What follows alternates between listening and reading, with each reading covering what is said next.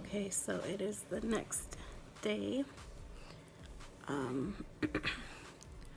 Here is my surgical incision. This is just the tube to drain it.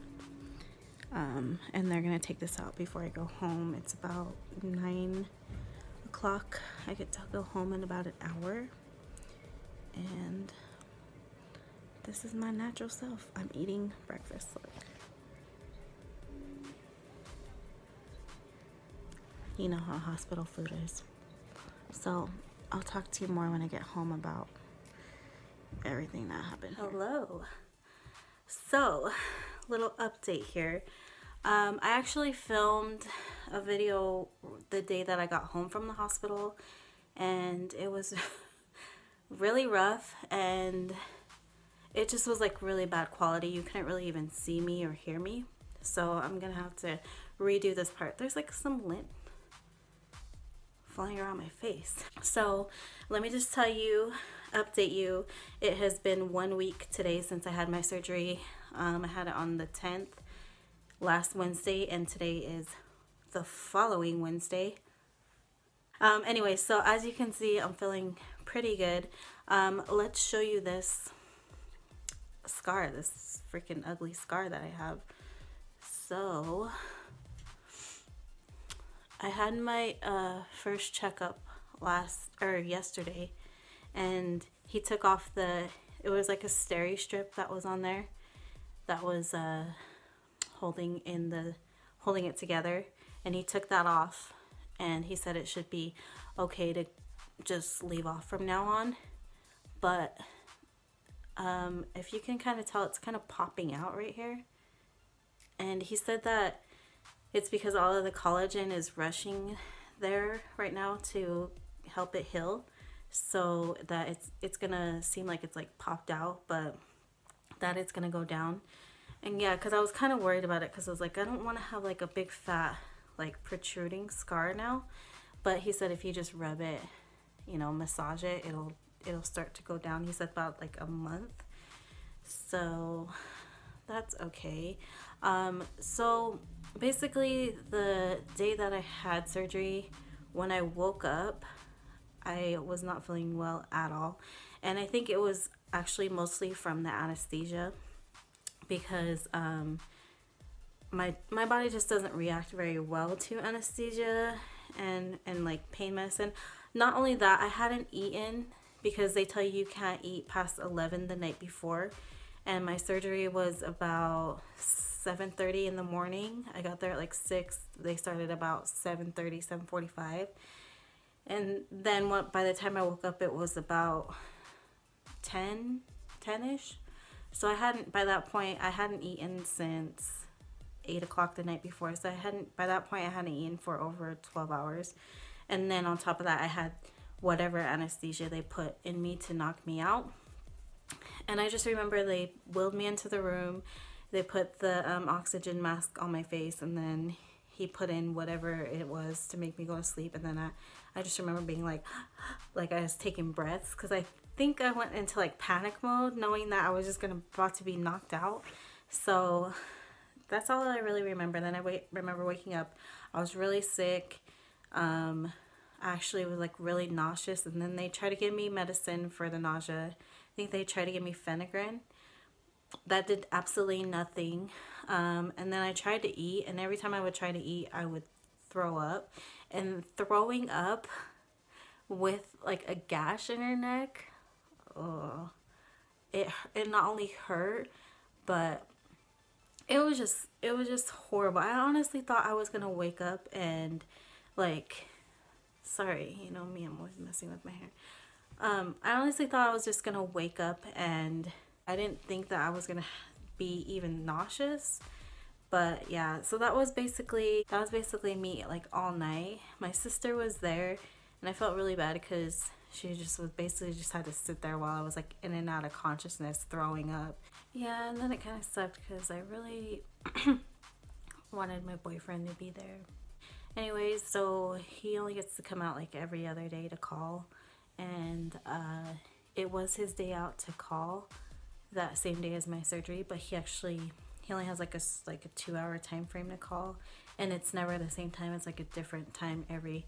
It's confusing. Anyway, so the time that he came out for that day, which was the same day as my surgery, was the exact time that I was in surgery. So I didn't even really get to talk to him at all. I didn't talk to him at all, actually.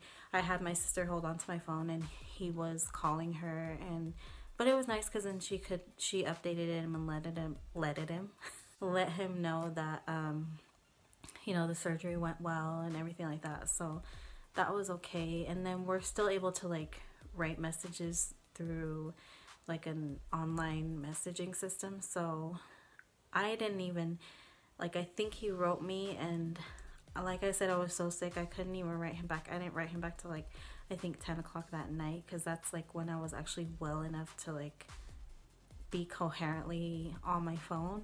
And so I wrote him back about 10, and then I heard from him the next day through messaging. So yeah, I was kind of sad because I didn't really get to talk to him as much as I wanted to.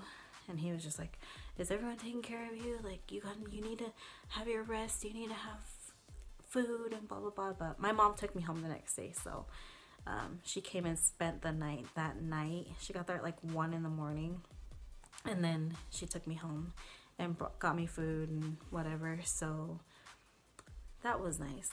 Anyway, so that was okay. It was pretty rough. The first day was pretty rough at the hospital. The doctor did say that he removed the left side. They scanned it for cancer. There was no cancer. With that being benign, they went ahead and left the right side so that I could continue to create hormones and run my metabolism and everything like that, so I don't have to be on medication. So I still have the right side in there. There are a couple nodules on my right side as well, but there's nothing like the one that was on my left side, which was almost 4 centimeters.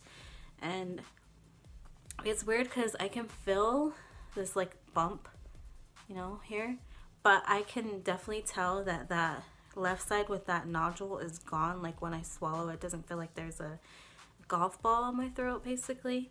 So I like that. I can't, you know, it did make a huge difference for me as far as like when I swallow, it doesn't really bug me as much anymore. So let me just tell you about this past week. The first day I got home, I was tired. I would say like the first 3 days after you get home, you're just like really, really tired. You know how you feel if you've ever been pregnant? That's how it feels. Like you're tired and you're dizzy and you're like kind of like in this foggy state of mind. And I was tripping. I was like, does it have something to do with my hormones being out of whack or what? But it's basically just because your body is like going into overdrive healing this. So yeah, it wasn't anything bad. Like I would say after a good like 3 days, I stopped feeling like the haziness and the dizziness and stuff. I was able to eat normal right away. I didn't have to only eat like liquids and stuff. I ate solid foods. My voice has been pretty much the same.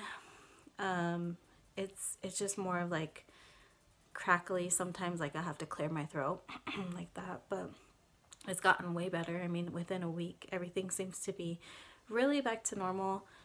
Besides the appearance of it, it's like horrendous. But he said he put it in a crease, which is this crease right here in my neck. And so basically what I'm going to start doing is, now that the incision is all the way closed, I'm going to start massaging it with some oil every night, just so that kind of goes down, and hopefully my scar tissue doesn't get all thick and so noticeable, because other than that, I'm just going to have to wear necklaces for the rest of my life, I guess. Overall, I'm actually pretty glad that I did do this procedure. I mean, I guess you could say it was optional, but for me it really wasn't optional, because the nodules were just, they're like big hard lumps just chilling on your throat, and it to me, I could feel a difference. So yeah, it feels great. I'm glad I got it done. I just have to go back in 1 more month to check up with him. I'm trying to think if I've left anything out. That's it.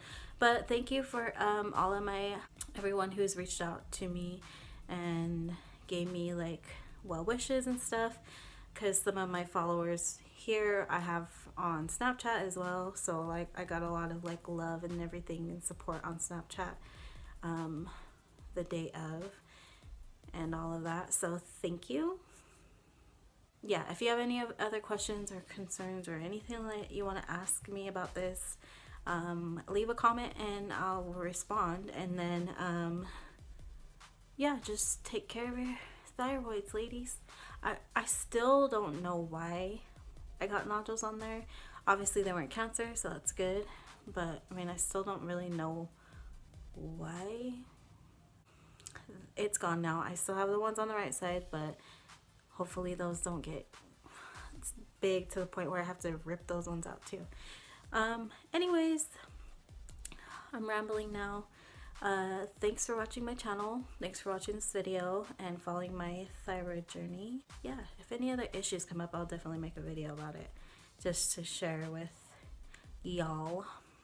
Don't forget to subscribe to my channel. Right here. I think it's right here. Anyways, and I'll see you guys in my next video. Bye.